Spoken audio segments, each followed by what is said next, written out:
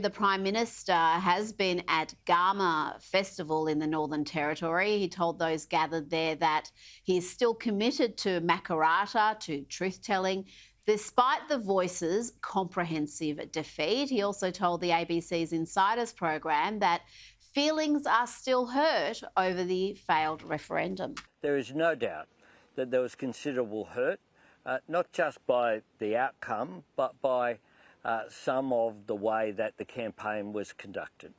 And that is just a reality. And people's feelings are still raw and emotional, which is why you didn't wake up the next day and say, OK, now here's what we're doing.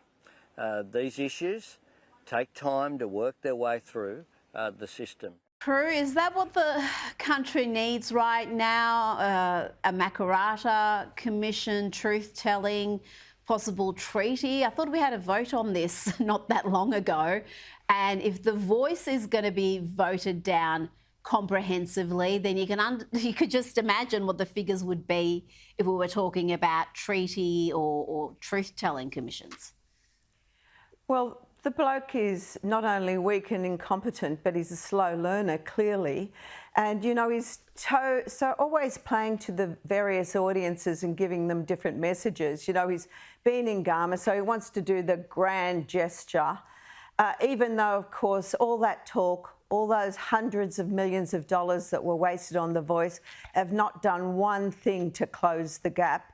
And he refuses to acknowledge what the real reasons are for that gap. And then we have this situation again where, you know, we know that he's allocated millions to Makarrata. He does. He's got a tin ear when it comes to it. He's never given it up. And he doesn't really care that the priorities in Australia now are much more focused on just surviving and being able to pay their energy bills due to his ineptitude and ridiculous policies. So, look, you can't trust the bloke. You know, he wants a grand gesture to put himself into history, and that's what he's after. Yes, his desire to be in the history books and to have that legacy, I think he's just got to put that to one side because, like you said, cost of living pressures are what most Australians are preoccupied with. It's not about racial divisions and focusing on something that we've already had a national vote on. Now, meanwhile, one of the chief Voice advocates, Thomas Mayo, he's furious with opposition leader Peter Dutton because Peter Dutton will not support Makarrata, the truth-telling process. Mayo posted this on X. He said, Peter Dutton said there will be no Makarrata will be revisiting or truth-telling under a government he leads. He's out of touch with the majority of Australians who, unlike him, appreciate the truth and what Makarrata stands for, peace and justice. Again, majority of Australians had a vote, and I think that vote was pretty clear. It was rejected by every state, The Voice. Now, let's go to this gender row surrounding two boxers at the Paris Olympics. It's not going away. You've got the Algerian boxer, Iman Khalifa, tearfully declaring, I am a female. But Khalifa, along with Taiwan's Lin Yu-ting, were only last year thrown out of the Women's World Boxing Championship for failing gender eligibility tests. And no, it wasn't a testosterone test. They have XY chromosomes, we're told. That's a deal breaker in my book, Prue. That means they are male. Olympic officials have now admitted that the pair have disorders of sex development, which is unfortunate for them. But having XY chromosomes means they have an unfair advantage against female competitors.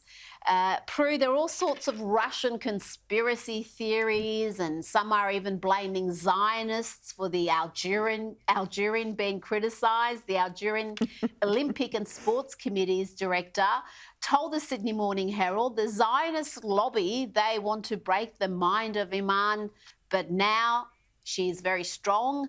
They don't want a Muslim girl or Arabic girl to go higher in the ranks of female boxing. Prue, what do you make of this? Because I have seen normally sensible people come to some very strange conclusions about this. I have not seen gaslighting like this for some time. Yeah, I agree with you. You know, look, even if you didn't accept that having an XY chromosome didn't make them a man, and, you know, I'm with you, it doesn't make sense.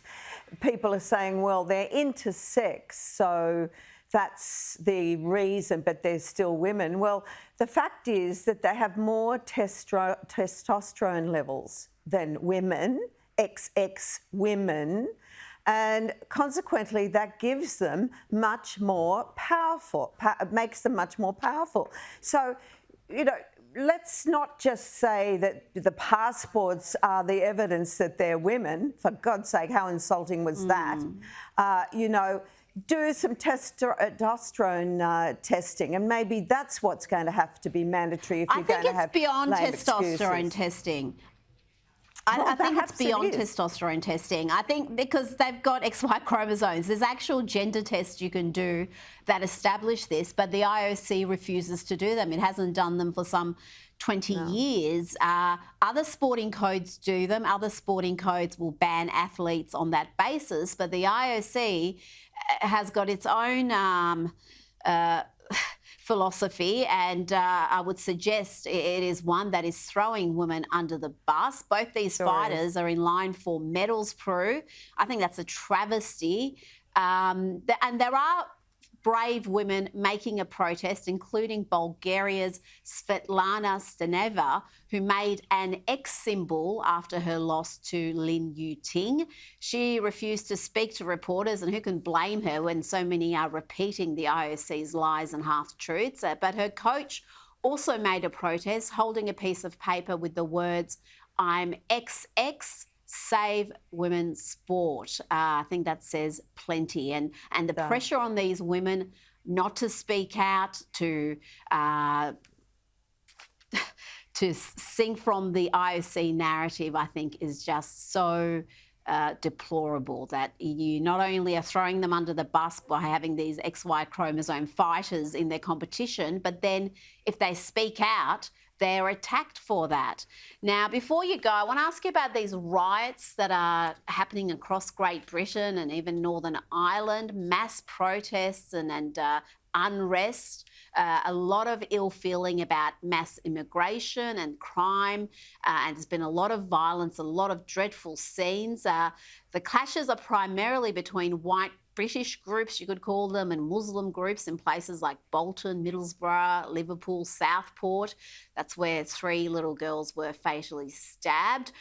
The protests have even spread to Northern Ireland, where both sides of the Irish-British divide are uniting in opposition. And this is quite incredible scenes to see. This footage is from Belfast. Incredible to see, Prue, Irish and British nationalists on the same side, waving their flags. And on the other side, you've got the left waving rainbow and Antifa flags and Palestinian flags.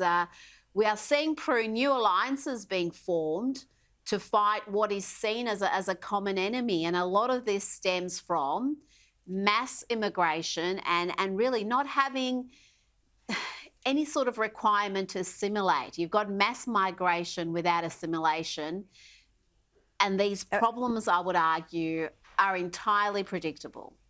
Absolutely, and you know, if we're not careful, we're going to import them as well. You know, Europe has just porous borders.